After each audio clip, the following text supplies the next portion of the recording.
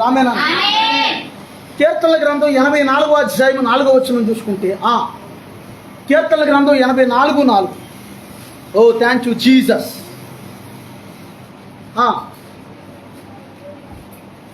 త్వరగా చదవాలి. నీ మందిరమునందు నివసించేవారు ధన్యులు, వారు నిత్యము నిన్ను స్తుతించెదరు. దేవునికి స్తోత్రం. దేవుని మందిరమునందు నివసించేవారు ధన్యులా అన్యులా? వారు నిత్యం స్తుతిస్తారా? అప్పుడప్పుడు స్తుతిస్తారా? అప్పుడప్పుడు స్తుతిస్తామయ్యా వచ్చి అంటారా? వారు నిత్యము కూడా దేవుని స్తుతిస్తారంట. దేవునికి స్తోత్రం. అసలు ఏమిటి ఈ మందిరంలో ఉన్న ప్రత్యేకత? మందిరం అన్నా సరే, మందిరం కూడా గోడలేక, మందిరం కూడా రేకులేక, మందిరం కూడా స్లాపేక, ఇదేం స్పెషల్గా పరలోకం నుంచి ఏమి దిగదుగా. అసలు అయినా సరే దీంట్లో ఒక ప్రత్యేకత ఉంది. ఏమిటంటారు అది? అమ్మా అదే దేవుని మందిరం. ఇప్పుడు నేను చెప్పేది అది దేవుని మందిరమే. ఇదేంటి? దేవుని మందిరంలో, దేవుని యొక్క మందిరం మీద దేవుని మనస్సు ఉంటుంది. ఆమేనానండి. దేవుని మందిరం మీద దేవుని కనుదృష్టి ఉంటుంది. ఆమేనానండి. ఇంటికాడ చేసే ప్రార్థనకి మందిరంలో చేసే ప్రార్థనకి చాలా తేడా ఉంటుంది. అందుకే యేసయ్య అన్నాడు, ఆ యొక్క సంఘం ఎదుట పాతాళలోక ద్వారాలు నిలవనేరవు అని చెప్పాడు. దేవునికి స్తోత్రం. అంటే నువ్వు సంఘంగా కూడుకుని అందరూ చేసే ప్రార్థనకి బలం ఎక్కువగా ఉంటుంది అనమాట. దేవునికి స్తోత్రం. మందిరం గోడ కడుతున్నప్పుడు సింగల గోడ మీద కడుతున్నాం కదా, ఇది బలం ఆగిద్దా ఆగదా అని డౌట్ వచ్చింది. అప్పుడు నాకు అనిపించింది, ఈ గోడ సాధారణ గమనించింది, ఇటుకలోకి అలా కట్టుకొస్తారు వాళ్ళ దాన్ని. అప్పుడు ఏమైంది? ఇప్పుడు అందరం దండగా నుంచున్నాం, మనకి ఏమైంది? బలం తక్కువ ఉంటుంది ఎక్కువ ఉంటుందా? అర్థమవుతుందా? అందరూ ఇలా నుంచున్నప్పుడు బలం ఎక్కువ ఉంటుంది. దేవునికి స్తోత్రం. అలా ఏమైందంటే సంఘంగా నువ్వు ప్రార్థించినప్పుడు నీ బలం ఎక్కువగా ఉండదు అనమాట. ఒంటరిగా చేసిన ప్రార్థనకి నువ్వు ఒంటరి ప్రార్థన కూడా చేయాలి, చేయకూడదు అని అంటలా.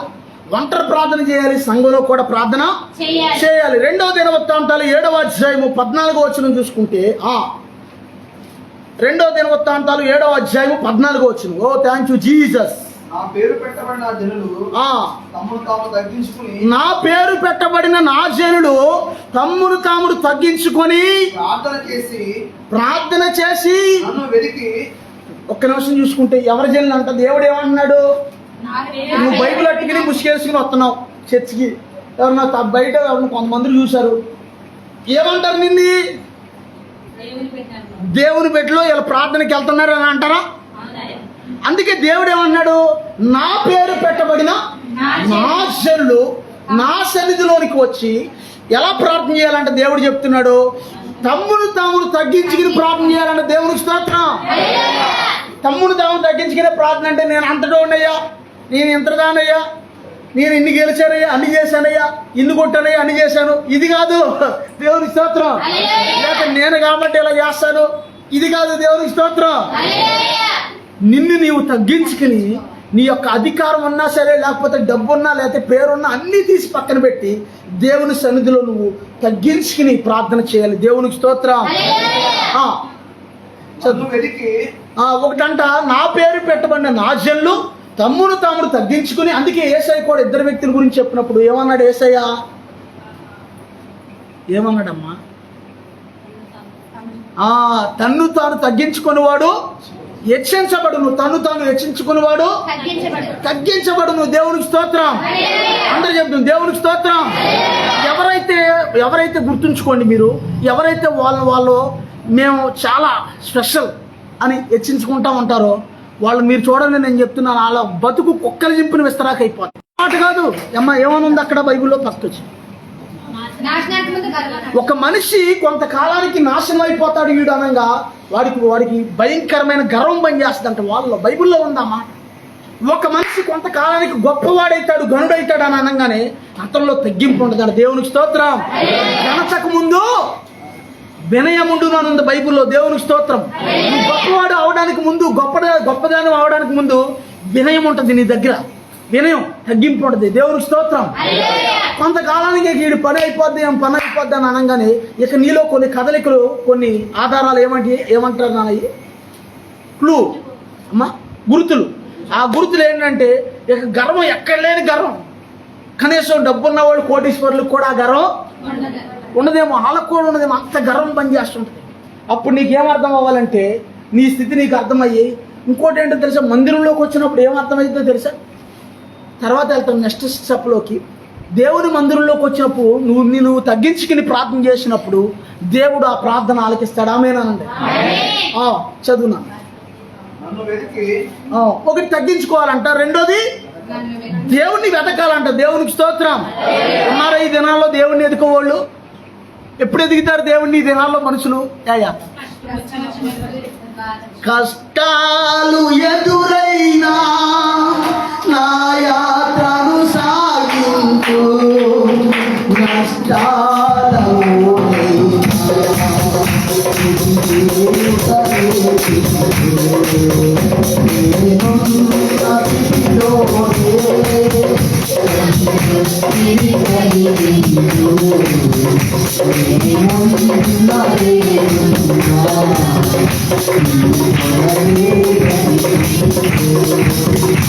కష్టాలు ఎదురైనా నా యాత్రను సాగించు,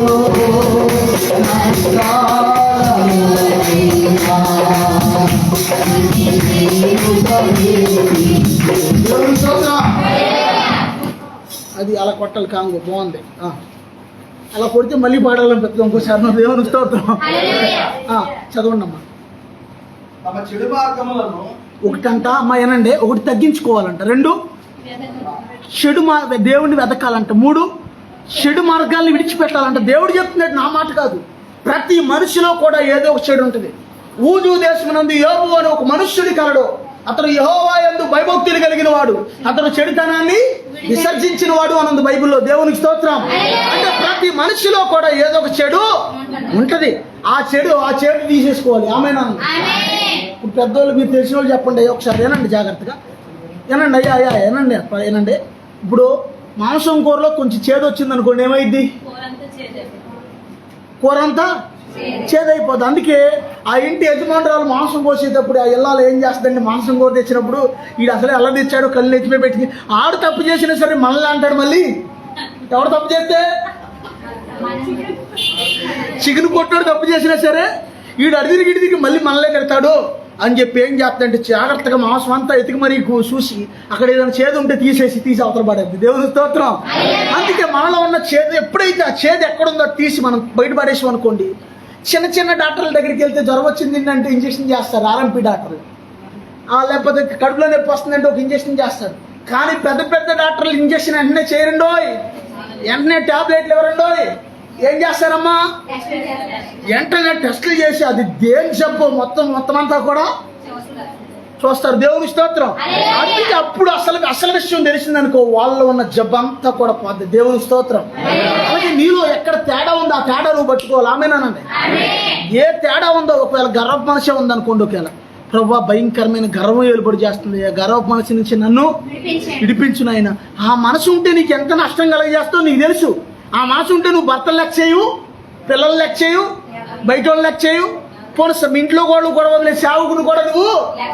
సేవకుడు అంటే ఎవరో, దైవజనుడు అంటే దేవదాసయ్య గారు రాశారు పాట, ధన్యుడు దైవజనుడు ధరణి జనులందరికన్నా, ధన్యుడు దైవజనుడు ధరణి జనులందరికన్నా, అన్యులే ప్రతివారైనా అతనికి సాటి రాదు.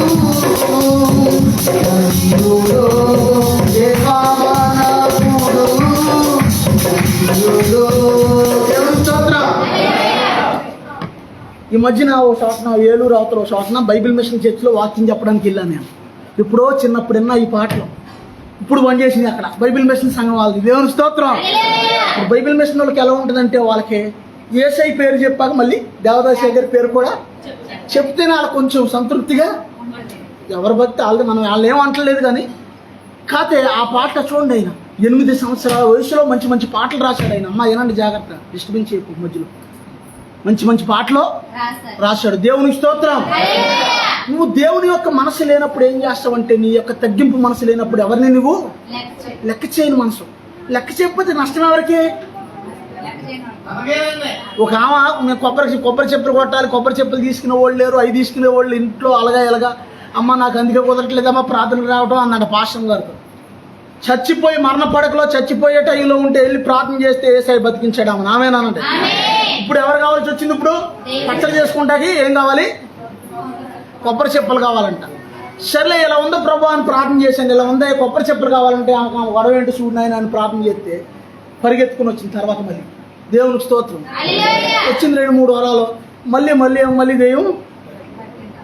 దెయ్యాన్ని ఎలా వదిలించాలో యేసయ్యకి తెలుసు. ఆయన మాటతో మత్తయి సువార్త 17వ అధ్యాయంలో ఏమనుంది? మాటతో దెయ్యాలను నిలగొట్టాడంటే యేసయ్య. దేవునికి స్తోత్రం. తగ్గించుకుని మొరపెట్టినప్పుడు దేవుడు చెడు మార్గం విడిచిపెట్టినప్పుడు ఆకాశం నుండి నేను వారి ప్రార్థన విని వారి పాపాన్ని క్షమించి వారి దేశమును స్వస్థపరచుదును. దేవుని స్తోత్రం. దేవుని బిడ్డలైన వారు దేవుని యొక్క సన్నిధిలోనికి వచ్చి ఆ దేవుని యొక్క మందిరంలోనికి వచ్చి తాము తగ్గించుకుని దేవుని వెతికి ప్రార్థన చేసినప్పుడు దేవుడు ఏం చేస్తాడంటే వారి ప్రార్థన విని దేవుడు ఆ పాపాన్ని క్షమిస్తాడంటే ముందు. దేవునికి స్తోత్రం. ఎప్పుడైతే నీ పాపం క్షమించబడదో అక్కడ ఏమైందంటే నీకు స్వస్థత కలిగిద్ది. అందుకే యాకోబు పత్రికలో ఏమనుందంటే మీరు వెళ్ళి సంఘ పెద్దలు వెళ్ళి నూనె రాసి ప్రార్థన చేసినప్పుడు ఒకవేళ అతను పాపం చేసిన వాడైతే అతని పాపాలు క్షమించబడితే అతనికి స్వస్థత కలిగిద్ది అని చెప్పాడు యేసయ్య. దేవునికి స్తోత్రం. అక్కడ రాయించాడు వాక్యంలో. దేవునికి స్తోత్రం. ఎప్పుడైతే తగ్గించుకుని ప్రార్థన చేస్తావో యేసయ్య నీ ప్రార్థన ఆలకిస్తాడు. ఆమేనానండి.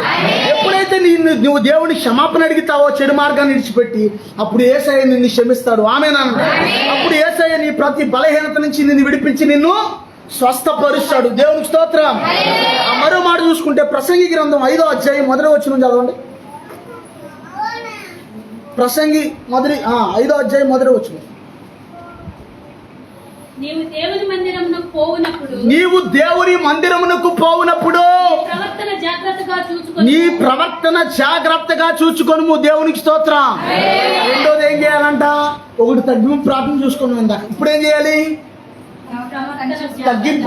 తగ్గింపుగా ఉండాలి, చెడుతనాన్ని విడిచిపెట్టాలి. 2 చూసుకుందా. ఇప్పుడు ఏమనుంది అంటే నువ్వు మందిరంలోకి వచ్చినప్పుడు నీ ప్రవర్తన సరి చూసుకోవాలంటే దేవుని స్తోత్రం. ఇప్పుడు ఇంటికాడ అందరూ చర్చకు వచ్చేటప్పుడు లేకపోతే ఏదైనా ఫంక్షన్కి వెళ్ళేటప్పుడు శుభ్రంగా తలదూకుని అర్థం చూసుకుంటారా? చూసుకోరా? అర్థం చూసుకోకుండా తలదూకుంటాను అన్న వాళ్ళు చేతులు పైకి ఎత్తండి. ఉంటారు అక్కడక్కడ కొంతమంది. అలాంటి వాళ్ళు కూడా ఉంటారు, నాలాంటి వాళ్ళు. దేవునికి స్తోత్రం. నేను చూస్తాను కానీ కానీ అర్థం చూసుకోకుండా కూడా చదువుకునే వాళ్ళు ఉంటారు కొంతమంది. దేవుని స్తోత్రం. అర్థం అవుతుందా? అర్థం చూసుకోకుండా అంటే ఒక దేవుని యొక్క మందిరం నీకు ఎలా ఉండాలంటే ఒక అర్థం. ఆమేనానండి. అంటే మందిరంలోకి వచ్చినప్పుడు నీ ప్రవర్తన నువ్వు సరిచూసుకోవాలని దేవుని వాక్యం సెలవిస్తుంది ఇక్కడ. దేవునికి స్తోత్రం. మందిరంలోకి వచ్చినప్పుడు నీ ప్రవర్తన ఎలా ఉంది అనేది నువ్వు ఒకసారి నువ్వు టెస్ట్ చేసుకోవాలంటే దేవుని వాక్యం సెలవిస్తుంది. దేవునికి స్తోత్రం. నువ్వు దేవుని మందిరమునకు పోయినప్పుడు నీ ప్రవర్తన జాగ్రత్తగా చూసుకొని మన దేవుని వాక్యం సెలవిస్తుంది. దేవునికి స్తోత్రం. భక్తుడైన దావీదు అంటాడు, అయ్యా నీ చిత్తానుసారంగా ప్రవర్తించుటకు నాకు నేర్పించండి. దేవునికి స్తోత్రం. అంటే దేవుని యొక్క మందిరంలోకి వచ్చినప్పుడు దేవుడు ఏం చేస్తాడంటే నీ ప్రవర్తన సరి చేస్తాడు ఆయన. ఆమేనానండి. నీ ప్రవర్తన ఎలా ఉందో నిన్ను సరి చేస్తాడు ఆయన. ఆమేనానండి. నీలో ఏదైనా తేడా ఉంటే దేవుడు మాట్లాడి ఆయన వాక్యంలో నుంచి నీ ప్రవర్తన సరిచేసి నిన్ను సరిదిద్దుతాడు ఆయన. ఆమేనానండి. పిల్లలు స్కూల్లో చదువుకునే పిల్లలు వాళ్ళు వీళ్ళు తప్పుగా రాశారనుకోండి, అమ్మ ఏం చేస్తారు వాళ్ళు? వేరే వాళ్ళు టీచర్లు కానీ లేకపోతే వెంటనే ఇలా కాదని చెప్పి తుడిసి మళ్ళీ రాపించి సరిదిద్దుతారు. దేవునికి స్తోత్రం. అలాగే దేవుడు ఏం చేస్తాడంటే నువ్వు దేవుని మందిరంలోకి వచ్చినప్పుడు నీ ప్రవర్తన దేవుడు సరిదిద్దుతాడు. దేవునికి స్తోత్రం. అందరూ చెప్తుంది దేవునికి స్తోత్రం. దేవునికి స్తోత్రం. మరొక మాట ఏమనుందంటే దేవుని యొక్క సన్నిధిలో సంపూర్ణ సంతోషం ఉందంట. మందిరంలో ప్రార్థన ప్రారంభించగానే నాకేదో తెలియని సంతోషం మొదలైపోద్ది నా హృదయంలో. ప్రార్థన స్టార్టింగ్ అసలు ఇక్కడ ఎవరికి రాకుండానే ముందు ప్రార్థన అసలు ఇక్కడ అన్ని సెట్ చేసి ప్రార్థన ప్రారంభించి ఇక్కడ కూర్చోగానే ఒక తెలియని సంతోషం నా హృదయంలోకి వచ్చేస్తుంటది. దేవునికి స్తోత్రం. అంటే ఏం పని చేస్తుంది అక్కడ? ఒకవేళ నీలో ఆ సంతోషం ఇంకా రాలేదనుకోండి, ఈ సంతోషము కావాలా, ఈ సంతోషము నీకు కావాలా, నేడే యేసు నొద్దకు రమ్ము, చెప్పనా శక్యమైన సంతోషం. దేవుని స్తోత్రం. కొంతమందికి కొంతమందికి ఇటు చూడండి ఒకసారి, ఎంత డబ్బున్నా వాళ్ళకి సంతోషం ఉండదు, వాళ్ళ ముఖాలు ఎప్పుడూ కూడా సూరమంటనే. కొంతమందికి ఏమున్నా సరే ఎప్పుడు వాళ్ళ ముఖాలు ఎప్పుడు కూడా సూరమంటూ ఉంటుంటాయి. మనం ఎప్పుడు కూడా మన ముఖాలు నిజంగా ఏమున్నా లేకపోయినా, ఇప్పుడు కొంత మట్టుకు అప్పు అయింది, కొంత మట్టుకు ఆల్రెడీ మందిరానికి అప్పు ఉందని నాకేం బాధ కలుగుతుందా? అయినా నాకు సంతోషం, ఎందుకంటే నా యేసయ్య ఉన్నాడు. మళ్ళీ దేవునికి స్తోత్రం. ఆయన ఉన్నాడు, ఆయన చూసుకుంటాడు ఆయన్ని. దేవునికి స్తోత్రం. మనం ఎలా ఉండాలంటే మన హృదయం సంతోషంగా ఉండాలి దేవుని సన్నిధిలోకి ఉన్నప్పుడు. దేవునికి స్తోత్రం. అసలు ఒక్కోసారి తెలియకుండానే నాకు ఒకసారి నవ్వు వచ్చేస్తుంది, ఒక్కోసారి ఉత్తూరుకునే నాలో నేను నవ్వుకుంటా ఒక్కోసారి. దేవునికి స్తోత్రం. తెలుసా మీకు అవసరం? ఒకసారి ఊరకనే దేవుడు నవ్వు ఇచ్చేస్తుంటాడు. దేవునికి స్తోత్రం. ఏదో గుర్తొస్తుండే, రకరకాలుగా నవ్వు వచ్చేస్తుంది, అనుకోకుండా పరిశుద్ధాత్మ దేవుడు అక్కడ. దేవునికి స్తోత్రం. అంటే ఎవ్వరు లేకుండా, ఏ కారణం లేకుండా కూడా ఒక్కోసారి నాలో నేను నవ్వుకుంటా ఉంటాను ఒక్కోసారి ఎప్పుడన్నా. దేవునికి స్తోత్రం. ఒక్కోసారి బండి మీద వెళ్తున్నప్పుడు దేవుని ఆత్మ బలంగా తాకినప్పుడు ఒకసారి నడుము ఎలా ఊగుతుంటుంది. ఎనమాలు వచ్చేవాడికి ఎలా అనిపిస్తుంటుంది వాడికి? అంటే నాలో ఉన్న దేవుని ఆత్మ పులకరించిపోయి ఒకసారి వెళ్ళాలంటే ఆడికి ఎలా ఇదేంటి వెలిగి తిరిగిపోతున్నాడు, బండి మీద వెలిగి తిరిగిపోతున్నాడేంటి, అలా తెలియదుగా ఈ ఆనందం. దేవునికి స్తోత్రం. ఆత్మ తాకినప్పుడు ఒక ఆయన్ని జాకబ్ అంటే ఇదేనా జాకబ్బయ్య గారు, కేరళ ఆయన ఒకసారి జంగారెడ్డిగూడ మీటింగ్కి వచ్చారు. ఆయన వాక్యం చెప్పిన, ఆ పాట పాడిన, దేవుని స్తుతిస్తా, ఎగురుతా, ఇలాగా డాన్స్ చేస్తా, ఇలాగ ఎగురుతా చెప్తా ఉండేవాడు ఆయన. ఒకసారి ఒక అతను వచ్చి, అయ్యగారు మీరు వాక్యం చెప్పిన నిలబడరు ఒక చోట, నా పాట పాడిన ఒక చోట నిలబడరు, ఏంటంటే బాబు ఎగురుతా చెప్తారంటే ఆయన అన్నాడు ఒకసారి, నేను విన్నాను అది. ఒకసారి నాకు చిన్నతనంలో నాకు ఆకలేస్తుంటే మా ఎమ్మెల్యే అన్నం అయిపోతే పొయ్యి మంటేసి అన్నం పెడితే ఇక్కడ మంట అక్కడ తగిలేకెళ్ళి ఆ పైన ఉన్న అన్నం ఉడికేకొలితే అన్నం ఏమవుతుంది? ఇక్కడ ఇతను పులకరిస్తున్నాడంటే అక్కడ అన్నం ఉడుకుతుందని అర్థం. దేవునికి స్తోత్రం. దేవునికి స్తోత్రం. అంటే నీలో ఆత్మ ఎప్పుడైతే గిన్నె నిండి పొర్లిద్దో అప్పుడు ఏమైందంటే నీలో పులకరింపు వస్తుంది. దేవునికి స్తోత్రం. ఇంకోటి ఏంటంటే దేవుని సన్నిధిలో ఇంకేముండదంటే సంపూర్ణ సంతోషం. దేవునికి స్తోత్రం. దేవునికి స్తోత్రం. అందరూ కలిసి పాడదు. నీ సన్నిధానములో సంపూర్ణ సంతోషము, నిన్ను ఆరాధించుకునే నీ సన్నిధానములో సంపూర్ణ సంతోషము, నిన్ను ఆరాధించుకునే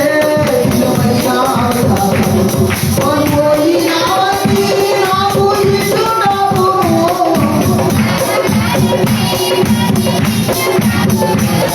నీవే రాకపోదు, నీవే రాకపోదు,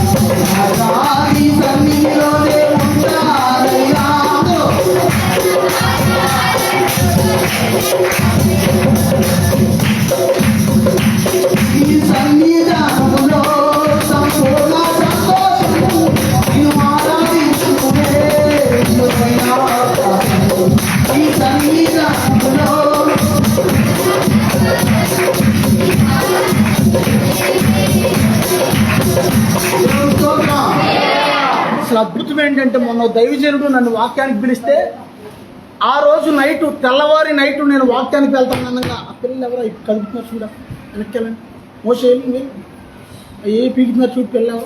దేవునికి స్తోత్రం. వెళ్ళేసరికి నేను ఆ తెల్లారాకే వెళ్తాననేసరికి యోధా స్తుతి గోత్రపు సింహమా అనే పాట ఆరాధన పాడుతున్నట్టుగా కల్లో చూపించారు దేవుడు. అక్కడికి వెళ్ళాక ఆ దైవజనుడు ఏమన్నాడంటే, అయ్యగారు ఆరాధన కూడా కొద్దిసేపు ఒక 20 నిమిషాలు ఆరాధన కూడా నడిపించింది అన్నారు ఆ పాస్టర్ గారు. నేనన్నాను, అయ్యా ఏసాన్ గారు పాటలు ఏమైనా ఉంటే ఓ పాట తీయండి అన్న. ఈ పాట చెప్పలా నేను, ఆయన అదే పాట తీశాడు. ఆయన దేవునికి స్తోత్రం. అంటే చూడండి, ఆరాధన చేసే సంఘంలోనికి అపవాది జనాలను రానిటువంటి అడ్డుపడతాడు. ఎందుకో తెలుసా? అదే మామూలుగా శరీరానుసారంగా ఉన్న సంఘాలు అయితే పొలోమని వెళ్ళిపోతారు, కానీ ఆరాధన చేసే చోటకి దెయ్యాలు కాలిపోతాయి. ఆమేనండి. దేవునికి స్తోత్రం. ఆరాధన చేసే సంఘంలో అగ్ని మండిద్ది. అందరూ ఆమేనండి. దేవునికి స్తోత్రం. ఒక అతనికి యథార్థంగా ఈ మధ్య కాలంలో జరిగిన సంఘటన ఎన్నాళ్ళు అయిద్దమ్మాయి, ఒక అతను తీసుకొచ్చి ఆ పోలికి కట్టేశారు కదా,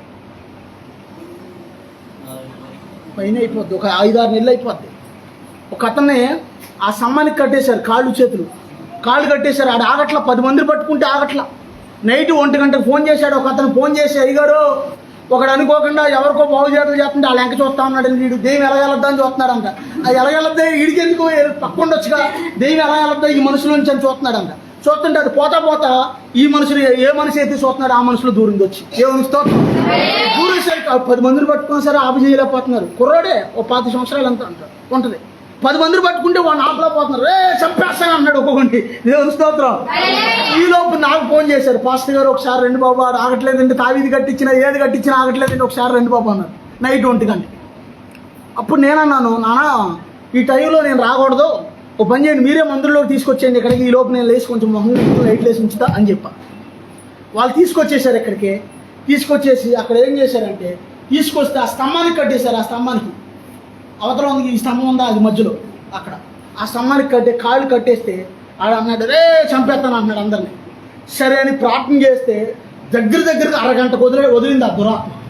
అరగంటకు వదిలేక ఏమన్నాడు తెలిసి, అతను దెయ్యం వదిలేసిన తర్వాత ఆ కుర్రోడు వాళ్ళ ఫ్రెండ్స్తో అన్నాడంటే, మీరు భలే వాళ్ళు లాగా ఉన్నారా బాబు, నేను తెలుసా నీకు అన్నా, నేను మామూలుగా ప్రార్థన చేస్తాను, నేను తెలుసా అంటే, తెలుసన్నా రోజు బండేసి నువ్వు ఊరంతా తిరుగుతావన్నా అన్నాడు. మరి బండేసి ఊరంతా తిరగడం ఏంట్రా బాబు, నీకు తన్నూరా బండేసి ఊరంతా తిరగడం ఏంటి, ఊరంతా దేనికి తిరిగేది నేను పాంప్లెట్లు పంచడానికి. ఊరు బాబు ఇలాగ అర్థమైంది, అది ఏనుగాని అనిపించింది. అప్పుడు తీర దెయ్యం వదిలేసిన తర్వాత అప్పుడు ఆ ప్రాంస్తో అన్నాడంటే, ప్రాంస్తో ఏమన్నాడంటే, ఊరే ఎందుకు తీసుకొచ్చారా నన్ను ఇక్కడికి ఈ చర్చిలోకి, ఈ చర్చి చుట్టూరు మంట మండుతుంది, ఇక్కడ నా ఈపు అంతా కాలిపోయింది, ఇక్కడ ఉన్న సేపు కూడా ఈపు కాలిపోయింది నాకు అన్నాడు. దేవునికి స్తోత్రం, దేవునికి స్తోత్రం. ఎందుకు తీసుకొచ్చారా బాబు, అక్కడ మంట మండుతుంది, ఇక్కడ ఏదో మంట ఉంది, చుట్టూరు మంట కనపడుతుంది నాకు, ఆ మంట మూలన నా ఈపు అంతా కూడా కాలిపోయింది అన్నాడంట. అది యేసయ్య మందిరంలో ఉన్న స్పెషల్. దేవునికి స్తోత్రం. అందరి చెప్పు దేవునికి స్తోత్రం. దేవుని మందిరంలోకి వచ్చినప్పుడు ఏమైందంటే, దేవుని యొక్క కనుదృష్టి ఎక్కడ ఉంది, ఆమేనానండి. దేవుడు మందిరం మీద చూడండి, ఆయన ఇలా చూస్తూ ఉంటాడు. అంటే మందిరం మరో దానికి సాదృశ్యం ఉంది. దేనికి సాదృశ్యం? సంఘం అన్నా మందిరం అన్నా ఇంచుమించుగా ఒకటే. దేవునికి స్తోత్రం. అందరు చెప్తాం దేవునికి స్తోత్రం. తర్వాత మరో మాట చూసుకుంటే 2వ దినవృత్తాంతాలు 22వ అధ్యాయం 15వ వచనం చదువుకుంటే 15-16 వచనాలు. 2వ దినవృత్తాంతాలు 15వ అధ్యాయము 16వ వచనం.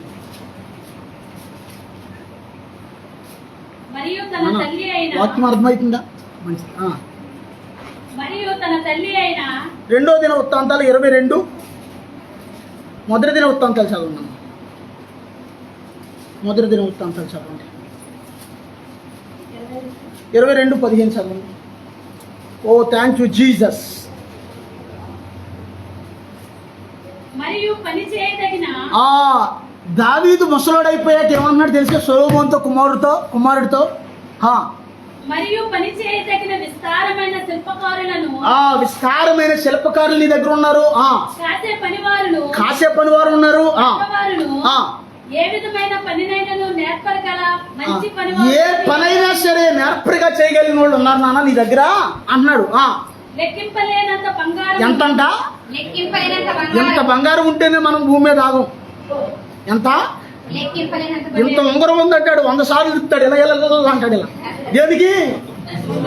దేనికి అనేది అత్తమాన చెయ్యలా ఇలా అత్తమాన చెయ్యే చూపిస్తాడు. మనకి చెయ్యే చూపిస్తాడు. రిటైల్ సరే ముందు చేయ కనపడదు, ముందు ముఖం ఏమన్నా. కారణం ఏంటి? ఒక అరకాసు ఉంగరానికి ఆడు భూమి మీద ఆడు అడిది ఇప్పుడు ఉంగరం చూడరా రే నీకు ఎలా చెప్పా అర్థం కావట్లేదు. ఉంగరం చూడరా బాబు ఉంగరం అంటాడు. 100 సార్లు చూపించి దేవుని స్తోత్రం. కానీ దావీదు అన్నాడు, లెక్కెప్పలేనంత బంగారం సంపాదించానా నేను. చనిపోయేటప్పుడు చెప్తున్నాడు తన కుమారుడు, వెండి ఎత్తరే ఇనుము నీకున్నవి. యెహోవా నీకు తోడుగా ఉండును యెహోవా నీకు తోడుగా ఉండును గాక. ఏ పని పూనుకోమన్నాడు తెలుసా?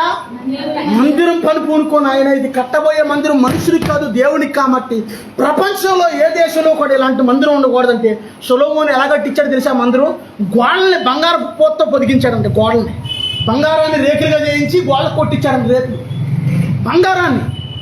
తర్వాత బంగారం, చాలా బంగారం, ఇత్తడి రాళ్ళు, కర్ర, దేవదారు రాళ్ళు, గొప్ప సుమారుగా ఒక 500 కోట్ల వాల్యూ అంట మన డబ్బుతో పోలిస్తూ.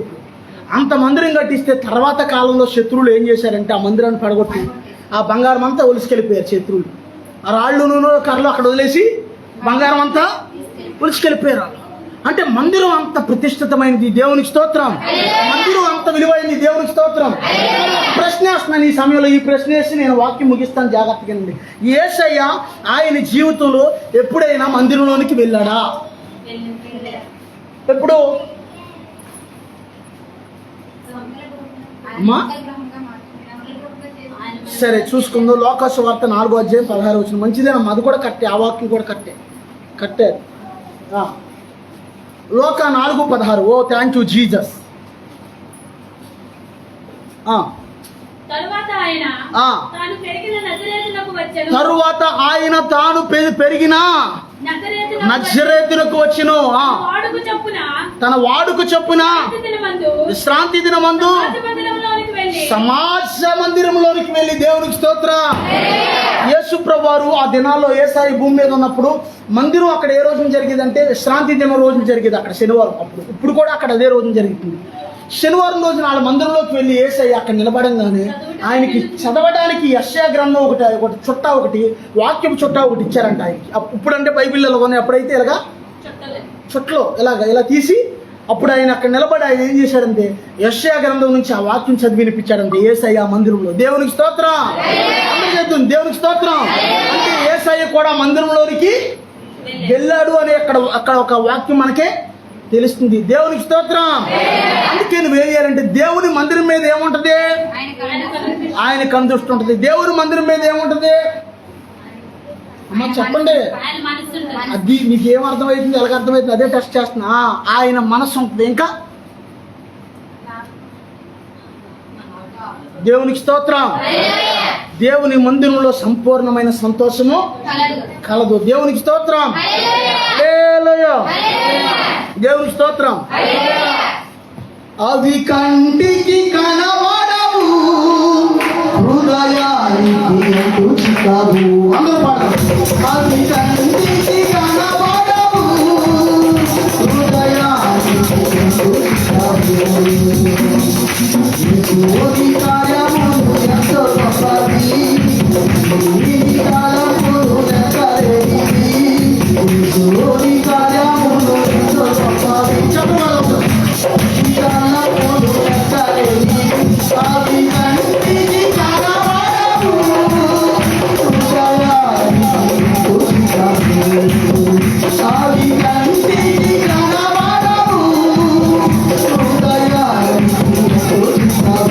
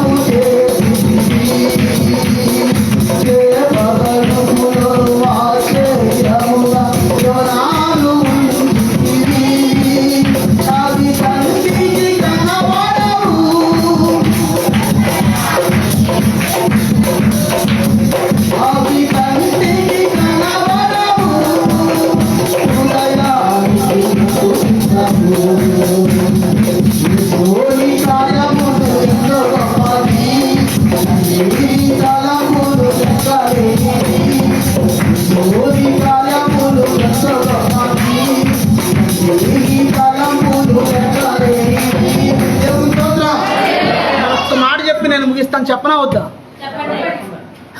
దేవునికి స్తోత్రం. భక్తుడైన దావీదు 23వ కీర్తనలో ఏమంటాడంటే చిరకాలము యెహోవా మందిరంలో నేను నివాసము చేసేదను అంటాడు. దేవునికి స్తోత్రం. ఓ పాస్టర్ గారు ఆ మధ్యన ఇక్కడికి వచ్చాడు, సర్లేని మంచి నీటితో కూర్చున్నాడు కుర్చీలో. వెంటనే నాకు ఫోన్ చేసి లేదా వేరే వాళ్ళకి ఫోన్ చేసి, అయ్యారు 23వ కీర్తనలో దావీదు చిరకాలం యెహోవా మందిరంలో ఉంటా అన్నాడు, అప్పటికి మందిరం కట్టబడలేదుగా, అసలు ఎలా అన్నాడండి ఆ మాట అని అంటున్నాడు. వేరే వాళ్ళని అడుగుతున్నాడు. అప్పుడు నేను సర్లే పాపం ఎండలో పడి వచ్చాడని మంచినీళ్ళు ఇచ్చి ఆహారం పెడితే తిన్నాక అడిగేది ఇది ప్రశ్న. అప్పుడు నాకు అనిపించింది, నిజంగా మీరు నిజంగా దేవుణ్ణి నమ్మితే ఎలాంటి డౌట్లు, ఒకవేళ ఆయన ఆత్మ సంబంధంగా అన్నాడేమో ఆ మాట అన్నాను. కానీ లేవికాండం అది నిర్గమకాండం 25లో ఏమనుంది, మోషే అప్పటికే ప్రత్యక్ష గుడారంతో మందిరం కట్టాడని ఉంది. ఒకవేళ ఆ మందిరం గురించి అని ఉండొచ్చుగా. అంటే దావీదు కంటే ముందు తరంలో వాడు మోషే, ఎప్పుడో పూర్వం వాడు. దేవుని స్తోత్రం. అర్థమవుతుందా? ప్రతిదీ కూడా దేవుని మాట సత్యం. ఇక్కడ దేవుని స్తోత్రం. వాడు ఏం చేస్తాడంటే డౌట్ పెడతాడు, లేనిపోని డౌట్ మధ్యలో. నువ్వు పూర్తిగా నమ్మితే ఏ డౌటు ఉండదు. ఎందుకన్నాడంటే దావీదు ఈ మాట, ఆల్రెడీ గుడారాలతో కట్టిన మందిరాలు ఉన్నాయి అప్పటికే. దావీదు ఎందుకు, అయ్యా నన్ను గొర్రెల దొడ్లో నుంచి రాజుని చేశావు, నేను చూస్తే రాజుకోటలో ఉన్నాను, సియోను కోటలో ఉన్నాను, దేవుని మందస్సును చూస్తేనేమో గుడారాల మందిరంలో ఉంది. అప్పుడు వచ్చింది దావీదుకి ఆలోచన, నా దేవుడికి కూడా మంచి గోడలతో మంచి చాలా హైయెస్ట్గా ఒక మందిరం కడితే ఎలా ఉంటుంది అని ఆలోచన వచ్చింది. నేను అనుకున్నాను, ప్రభా నువ్వు ఇచ్చింది మంచి మంచి ఏదో ఒకటి కనీసం మంచి గృహం ఇచ్చావు పైన. ఇక్కడ చూస్తే మందిరం ఏమో గుడారాలతో ఉంది. ఇక్కడ దేవుని స్తోత్రం. మందిరం ఏమో కట్టెలతో గుడారాలతో ఉంది. ఇక్కడ గమనించండి, దేవుని స్తోత్రం. అక్కడ ఇల్లేమో దేవుడు గోడలతో ఇచ్చాడు పైన, ఇక్కడ మందిరం ఎలా ఉంది? అర్థమవుతుందా? దేవుని స్తోత్రం.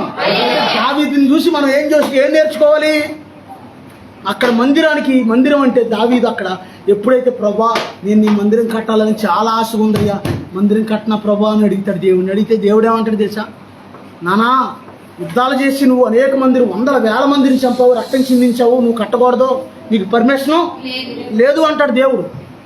జనాలు రక్తం చిందించావు కదా, నువ్వు యుద్ధాలు చేసి అనేక మందిని చంపి నువ్వు కట్టకూడదు, అయితే నీలో నుంచి వచ్చే నీ కుమారుడితో నేను కట్టిస్తాను మందిరం అంటాడు దేవుడు. అక్కడ దేవుని స్తోత్రం.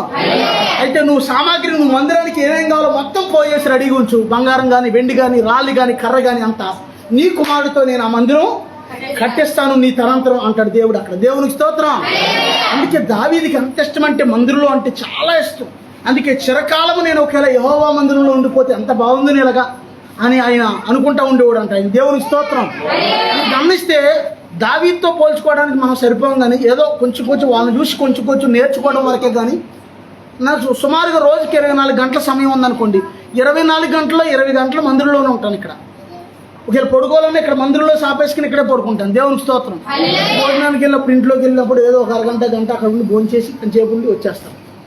ఎక్కువ శాతం మందిరంలోనే. మీరు గమనించండి, అంటే మందిరం అంటే నాకు అంతా ఇష్టము. దేవునికి స్తోత్రం. ఎందుకంటే ఇప్పుడు ఉదాహరణ నేను ఇక్కడ పడుకున్నాను అనుకోండి, ఇక్కడ ఎవరు చూస్తున్నారు? ఎప్పుడు ఈ మందిరం వెంక దేవుడు చూస్తున్నాడు కదా. అప్పుడు దేవుడు సాధారణంగా మీరు గమనించండి, చిన్నపిల్లలు ఎవరైనా మీ పిల్లలు నిద్రపోతే వాళ్ళు ఎంత చూస్తున్నప్పుడు మీకు ఏమనిపిస్తుంది? సంతోషం కాదు. సరిగా గమనించండి, సంతోషం అని పాడేసరికి సంతోషం అంటున్నారేంటి? దేవుని స్తోత్రం, దేవుని స్తోత్రం.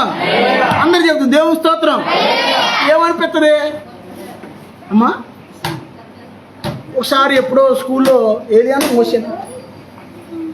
మోసేనా స్కూల్లోనో ఎక్కడో అలసిపోయి, మోసేనో ఏలియానో గుర్తులేదు, అలసిపోయి పాపం పడుకుంటే, అలసిపోయి ఇక్కడ పనులు ఇంటికాడ పనులు ఎన్ని చూసుకుని వెళ్ళి అలసిపోయి అలసటగుండి కొంచెం అలా కొనుపాట్లు పడుతుంటే పక్కన ఎవరో పిల్లలు ఏలకాలం ఆడతా ఉన్నారంటే ఈ సందర్భం నాకు వేసిన తర్వాత వీడు అలసిపోయి ఇబ్బంది పడుతుంది, వీడు నాలో చాలా పనులు చేస్తుంటే ఎలా ఉంటుంది? అవునా? ఇప్పుడు మనం అలసిపోయి ఇక్కడ ఏదో పని చేసుకుని వచ్చి దేవుని పనులు లేక ఇంకోటి పనికి వెళ్ళి వచ్చి అలసిపోయి ఇక్కడ వరకు అని ఇక్కడ నిద్రపోతుంటే అనుకోకుండా అటు ఇటు చూసినప్పుడు దేవుడు మందిరం వెనకాల చూసినప్పుడు మందిరంలో ఎవరున్నారు? అర్థమవుతుందా? అరే నా సేవకుడు అలసిపోయాడు, పాపం నా సేవకుడు అలసిపోయి నిద్రపోతున్నాడు అని దేవుడు ఏం చేస్తాడంటే, ఇంకా వద్దు నాన్న కొంచెంసేపు రెస్ట్ తీసుకో, పర్లేదు, నేను ఎంతసేపు పడుకోగలను అంతసేపు పడుకోనాను. అందుకే నాకు ఎంత బలం అంటే మందిరం అనేసరికి చాలా బలం అనమాట. ఇక్కడ అగ్ని మండుతుంటుంది అనమాట. అందుకే నేను స్టార్టింగ్ చాలా ఫ్రీగా ఉంటాను. ఇక్కడ అసలు 100 మంది కూర్చుని ఒకసారి ప్రయోగాలు చేసింది నాకేం కాదు. ఆమెనానంటే ఎక్కడున్నా నేను? దేవుని స్తోత్రం.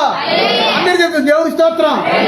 అందుకనమాట మందిరంలో అంత ప్రత్యేకమైన విధానం ఉంది. అందుకే ఇంటి దగ్గర చేసే ప్రార్థనకి మందిరంలో చేసే ప్రార్థనకి చాలా తేడా ఉంటుంది. అయితే మనం మందిరంలోకి వచ్చి మనం తగ్గించుకుని ప్రార్థన చేయటం సాతానికి వాడికి ఇష్టం ఉండదు. కాబట్టి వాడి వీలున్నంత వరకు ఏం చేస్తారంటే బయట వాళ్ళ ద్వారా నిన్ను రానియకుండానో లేకపోతే నీలో దూరి నిన్ను రానియకుండానో ఏదో ఒకటి చేస్తారు. కానీ నువ్వు ఎప్పుడైతే తెగించుకుని నువ్వు ఇది పరిస్థితి నువ్వు అర్థం చేసుకుని నీ ప్రవర్తన నువ్వు కనిపెట్టుకుని తెగించి ఎదరికొచ్చేస్తే ముందుకి దేవుడు ఆయన పరిశుద్ధాత్మతో నిన్ను నింపుతాడు. దేవునికి స్తోత్రం. అందరూ చెప్తుంది దేవునికి స్తోత్రం. అందుకే మనం ఏం చేయాలంటే ఈ మందిరమునందు నివసించేవారు ధన్యులు, వారు నిత్యము నిన్ను స్తుతించుదురని దేవుని వాక్యం సెలవిస్తుంది. దేవుడి కొద్ది వాక్యం దీవించును గాక. దేవునికి స్తోత్రం. అందరూ చెప్తుంది దేవునికి స్తోత్రం. ప్రార్థన చేసుకుందాం. ప్రభా సహాయం చేయలేదు. యేసయ్యా నీ మందిరంలో ఉన్న విలువ నాకు తెలియచేసావయ్యా. అయ్యా నీ మందిరం మీద నీ మనసు ఉందయ్యా. నీ మందిరం మీద నీ కనుదృష్టి ఉంది నాయన. ప్రభా నీ మందిరంలో ఇదిగో నన్ను తగ్గించుకుని ప్రార్థన చేసేవారు ప్రార్థన నువ్వు ఆలకిస్తున్నావయ్యా. యేసయ్యా నన్ను జ్ఞాపకం చేసుకున్నాయన.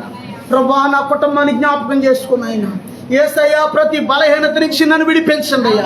అయ్యా తగ్గింపుతో చెడు మార్గాన్ని విడిచిపెట్టి ప్రార్థించే మనసు నాకు దయచేయనైనా అడుగుదు. ప్రభా తగ్గింపు కలిగిన ప్రార్థనాత్మను దయచేయనైనా. ఇదిగో ఎవరైతే తగ్గించుకుంటారో వారిని నా యేసయ్య హెచ్చిస్తాడు. ఎవరైతే హెచ్చించుకుంటారో వాళ్ళందరూ కూడా తగ్గించబడతారు అని దేవుని వాక్యం సెలవిస్తుంది. ప్రభా ఎక్కడ ఏ విధమైన గర్వ మనసు రానియొద్దు నాయన. నీ సన్నిధిలో తగ్గించుకుని ప్రార్థించే ప్రార్థనాత్మ నాకు దయచేయనైనా ప్రార్థన చేసుకున్నాను.